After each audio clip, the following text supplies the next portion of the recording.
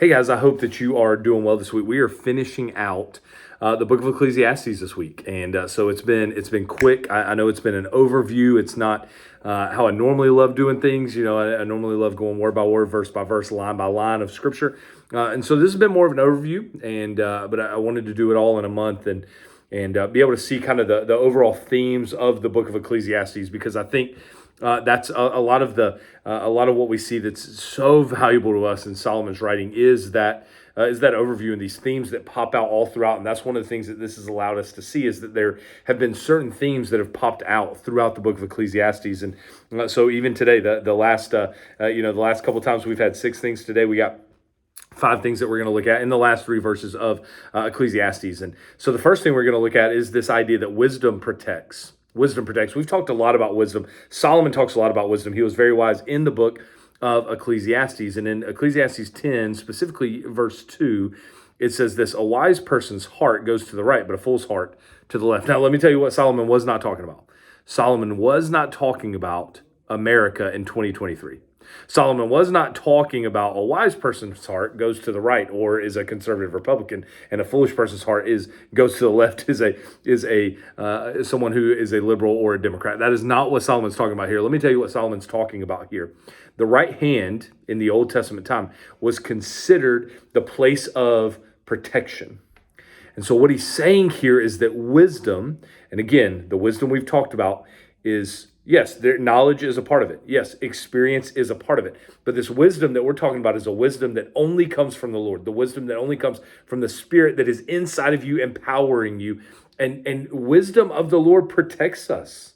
It provides protection for us. It guides us in a lot of different ways. And so wisdom protects, and we need to know and understand that. The other thing that we learn in Ecclesiastes 10, I think, is this idea that our hearts are revealed by our actions. We see Jesus actually talk about this a good bit, but before Jesus talked about it, Solomon talked about it in the book of Ecclesiastes. When he says that a wise person's heart goes to the right, a fool's heart goes to the left. Again, we're not talking about the America two-party political system in 2023, but your heart, what is true of your heart, the wisdom of your heart, what is happening in your heart is going to show in the actions of your right hand and your left hand. It is going to show our actions. Like the right hand was about blessing and strength in the Old Testament, your heart is going to be revealed by your behavior. Eventually it's going to come out and people are going to see where your heart is.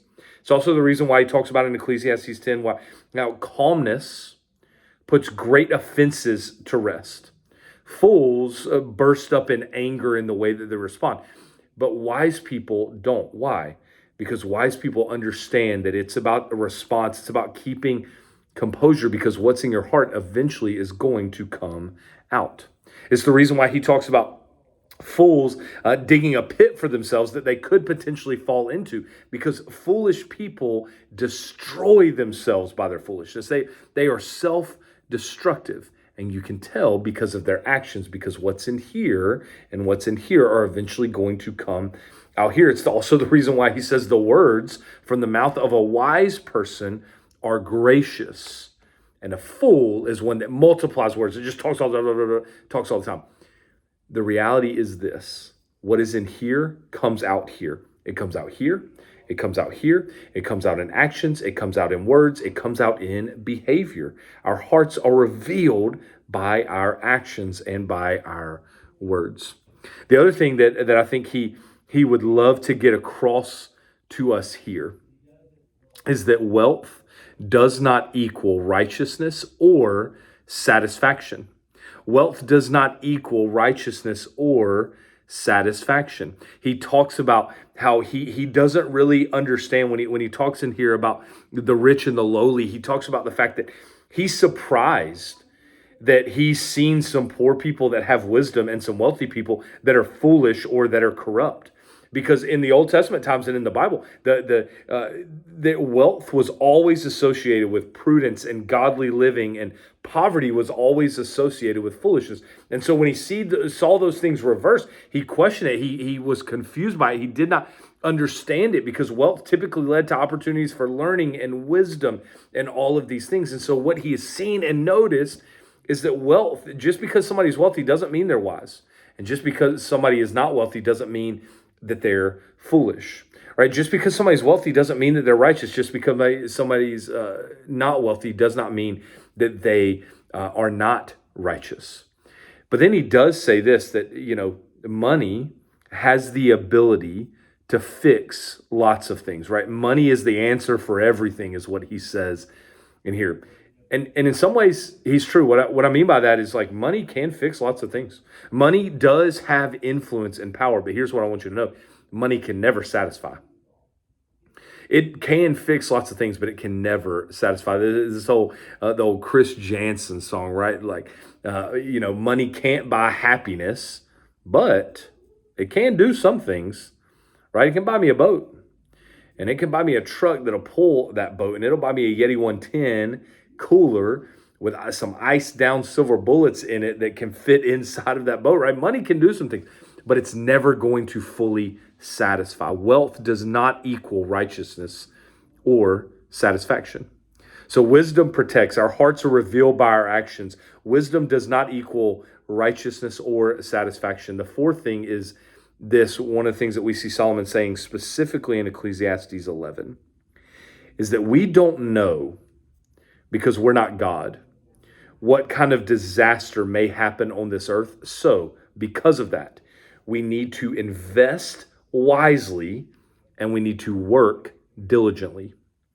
He talks about in actually back in chapter 10, he says, because of laziness, the roof caves in, and because of negligent hands, the house leaks. You see, laziness is something that is so opposed to the way of God. You see, we should work diligently because we don't know what's coming. We don't know what's going to happen. Tomorrow's not promised. We should invest wisely and work diligently. He says in chapter 11, he says, listen, one who watches the wind will not sow, and the one who looks at the clouds will not reap. In other words, somebody who's just looking around at things and not actually sowing or reaping or waiting on the perfect time to sow or reap or to do what they feel like they're supposed to do. The perfect time will never come. Don't wait for the perfect time. Just do what God has called you to do. Invest wisely and work diligently. The reality is we are mortal, and our mortality should bring wisdom and cause us to grow spiritually, because we understand that death is coming for us one day and that this earth is broken and we don't know what kind of disasters are going. But here's what we do know. The reason why it's important, no matter what happens on this earth, to invest wisely and work diligently is because God is going to bring judgment one day. He says in here to walk in the ways of your heart and in the desire of your eyes.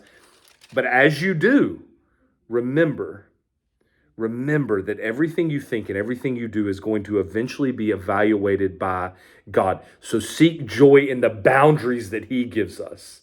There's goodness in these boundaries that God gives us, in the boundaries of his standards. Seek joy, because what we say and what we do and what we think is going to eventually be evaluated by God. And then lastly, remember your Creator.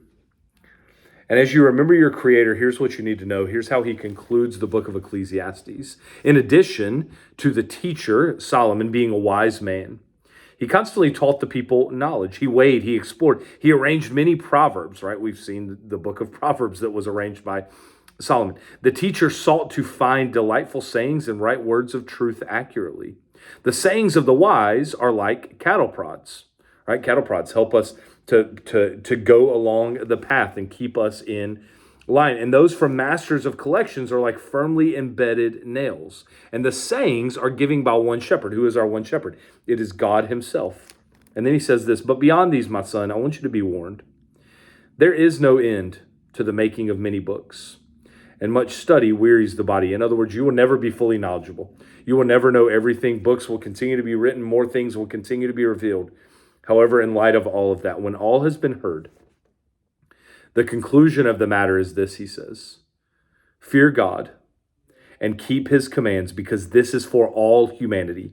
For God will bring every act to judgment, including every hidden thing, whether good or evil. So understand that Solomon, all we've talked about over the last month, all the things he's done, he's searched out, he's looked for, he's tried, he's accomplished all of these things. He finally comes to this conclusion. Hey, here's what I can tell you. None of that worked.